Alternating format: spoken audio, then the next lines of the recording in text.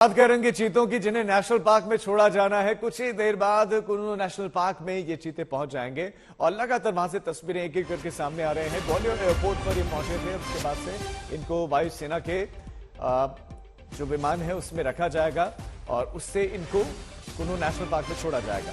तो थोड़ा सा वक्त और ये पहुंच जाएंगे कुल्लू नेशनल पार्क। हालांकि अब प्रधानमंत्री नरेंद्र मोदी को भी पहुंचना है। थोड़ी देर में कुल्लू नेशनल पार्क में ये 8 चीते पहुंचेंगे। तो बड़ी खबर आपको दे दें, कुल्लू नेशनल पार्क में ही सब बेसब्री से इंतजार कर रहे हैं। चिनूक हेलीकॉप्टर से बताया जा रहा है कि इनको ग्वालियर एयरपोर्ट से कुल्लू नेशनल पार्क में पहुंचाया जाएगा। तो चीतों के स्वागत का बस सब इंतजार कर रहे हैं, उसके विशेष इंतजाम किए गए हैं, तैयारियां जबरदस्त हैं। ये वो तस्वीरें हैं जब इनको जो विशेष विमान था बोइंग, उससे उतारा गया। कुछ इसी तरह से उनको इन बाड़ों में लाया गया है और बाड़े भी पूरी तरह से कवर्ड हैं। तो आप देख सकते हैं कि बाहर से बाड़ों के भीतर क्या है वो नजर नहीं आ रहा, क्योंकि बाहर से पूरी तरह से इनको पैक्ड किया हुआ है। तो ये विशेष चीते आज भारत में आपको दौड़ते हुए अब नजर आएंगे और वो तस्वीरें भी बहुत जल्द आपको नजर आ जाएंगी। नामीबिया से ये चीते लाए गए हैं। नामीबिया राजी हुआ भारत को चीते देने के लिए और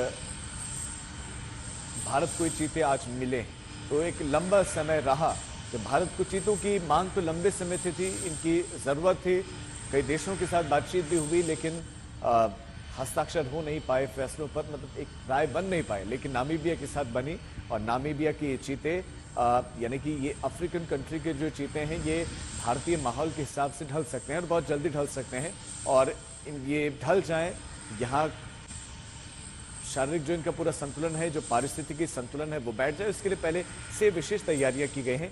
ये वो विशेष विमान बोइंग जो चला था कल, तकरीबन 11 घंटे का इसने सफर तय किया और इसके आगे जो तस्वीर बनाई गई है वो एक बाघ की है और ये वो चीते हैं।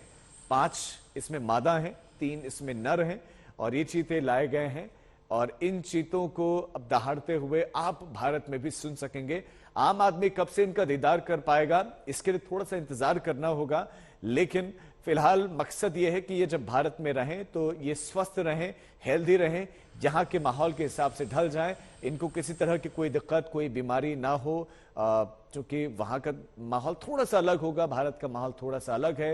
हालांकि कोशिश ये की गई है, कुल्लू नेशनल पार्क को इसीलिए चुना गया है क्योंकि जो यहाँ का पर्यावरण है, जो यहाँ का वेदर है, जो यहाँ का क्लाइमेट है वो बहुत नजदीक है नामीबिया के वातावरण के, वहां के क्लाइमेट के हिसाब से।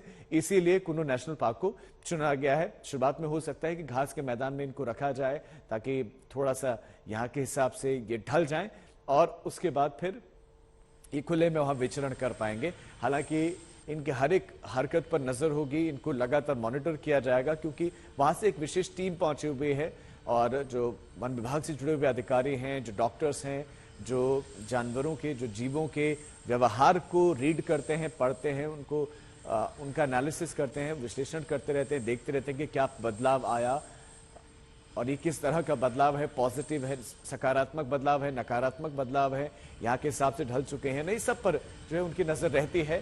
बस अब थोड़ा सा इंतजार और कुल्लू नेशनल पार्क में देखेंगे ये चीते।